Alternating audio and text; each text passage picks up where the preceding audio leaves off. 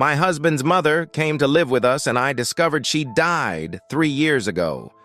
The woman eating at my dining table was supposed to be dead. I found out by accident. I was not looking for trouble. Trouble came and sat in my living room, called me my wife, and asked for more food. Welcome to Your Tales. Before we begin, drop a comment telling us which city you are watching from.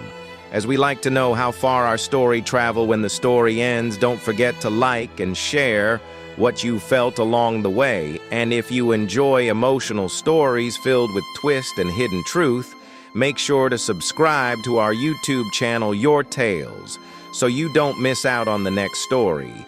Now, sit back and enjoy every detail.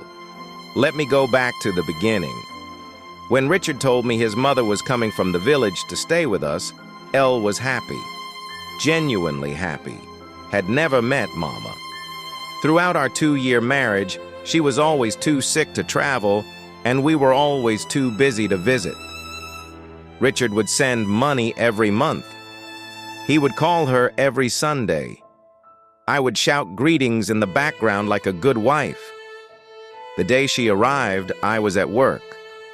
Richard picked her up from the park himself. By the time I came home, she was already settled in the guest room.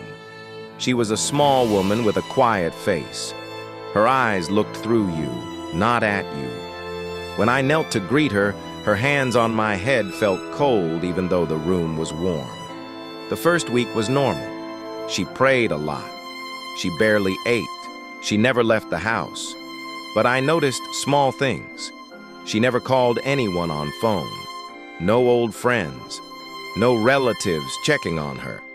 When I asked Richard, he said Mama was a private person. Then I noticed she never slept. One night, I woke up around 3 a.m. to drink water. The guest room door was open. Mama was sitting on the bed, straight like a plank, eyes open, staring at the wall, not moving, not blinking. I stood there for 5 minutes. She did not move once.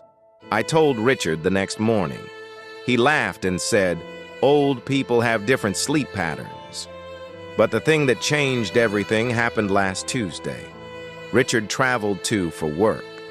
Mama and I were alone. I was cleaning the room when I found Richard's old travel bag under our bed. Inside were documents, photographs, and one envelope that stopped my heart. It was a death certificate. The name was clearly written Richard's mother. Date, time, and month of death, 3 years ago. My hands were shaking as I checked the other documents.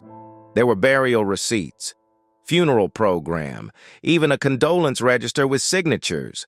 Richard's name was there. He signed it. He buried his mother 3 years ago. So who was the woman in my guest room? I walked to the living room slowly. Mama was sitting on the sofa watching TV with no sound. She turned to me, and for the first time, she smiled. Not a normal smile. A smile like she knew what I had found. I wanted to run, but my legs refused to move. She stood up from the sofa slowly, still smiling, and started walking toward me. Then she said something that made my blood turn to ice.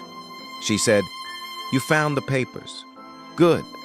Now I can stop pretending." Her voice was different, deeper, like two people speaking at once. I screamed and ran to the bedroom, locked the door, and called Richard. He answered on the 3rd ring. Before I could talk, he said, "Babe, I was going to tell you, please don't panic. Whatever you do not let her touch you. And do not, I'll repeat, do not look into her eyes for too long." The door handle started turning. I got more scared if this woman is not Richard's mother, the who has been living in my house for 3 weeks now, and what exactly did my husband bring home?